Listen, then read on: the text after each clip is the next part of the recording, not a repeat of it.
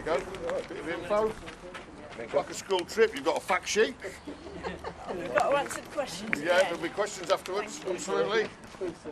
Yeah. Where's the toilet? Just a few facts. Sorry if there's any spelling mistakes, it's too late now. I'll keep quiet. Yeah. Thank you. My knowledge of history is particularly poor. Didn't get history O level. A, because I was in bed when the exam was taken, because it was in the morning. I thought it was in the afternoon, and then I didn't get the resit. So I didn't pass the resit. So that's why you've got your fact sheet basically. But one or two little bits that I think are quite interesting. John of Gaunt was the son of King Edward III and the father of King Edward IV.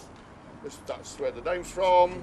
He resided here. St Mary's Guildhall was built in the 1157. It's a Grade 1 listed building, very prominent. It was here as a luxury home. Luxury home doesn't sound right. 12th century's luxury home, but and it's also been a school and had other uses. And Sibthorpe Street is named after one of the MPs of Lincoln, John Sibthorpe, who was Lincoln's MP in the early 18th century. And Lincoln City played here from 1884 till 1895. First match was delayed by 20 minutes because the away team were late and Sleaford Town were beaten 9-1. Okay. Now on the back of the sheet there's quite a load of facts of stuff, but there's couple of little things that are sort of synonymous with modern day football really. Lincoln City in their first Football League season, a couple of years into playing here, finished bottom of the Football League and were re-elected. So that carried on in the 60s and 70s where Lincoln were re-elected several times. And then had to move because the ground was sold for development. So modern day football with grounds under threat, it happened here all that time ago. This is a sort of heritage project that the Red Imps Community Trust does. It's part of our remit. We're going to establish a strategy with the football club to recognise the club and its history. That's developing as we speak.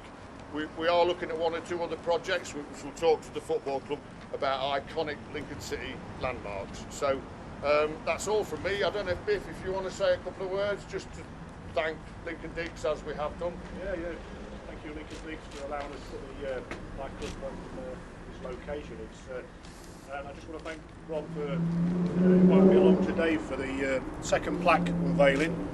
It's really good. I'm proud that Lincoln City is getting its history put around the city, which is brilliant. So this is another plaque that will be open today for people to come along and find out where we started and where the first game was. So yeah, really interesting to know that you've got some more things planned. I'll have a chat with you as regards that. That'd be great, and maybe we can look at some other locations regarding other iconic places that Lincoln City should be remembered for. So thanks for allowing me and Neil to come along today. We're very proud Lincoln people, as you know, and we look forward to the next project. Thank you. Fantastic. Thank you to Biff and Neil and to the City Council generally. You've been very helpful in these projects as well. We've always included them in the process. So if you want to now come and take some photos, I see Steve's here from the Trust. Perhaps if Lincoln Digs and the official Mayor and Sheriff want to come and have the photo taken, and then Lincoln City Comms guys, whatever you'd like to do. Thanks ever so much for coming anyway. Rob.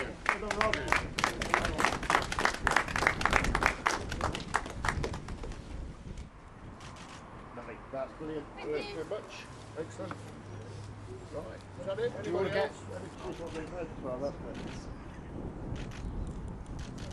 Lovely. That's brilliant. Thank you very much. Rob, just on behalf of the club, just to say thank you to you and everybody that's made this happen. I think it's a really important part that as a football club we want to look forward and look upwards. Yeah. It's always about respecting the history, the heritage and where you've come from, and I think the future generations have this plaque and to make sure that we recognise this, I think it's incredibly important, especially as we move more digital and everybody looks at their phones and everything.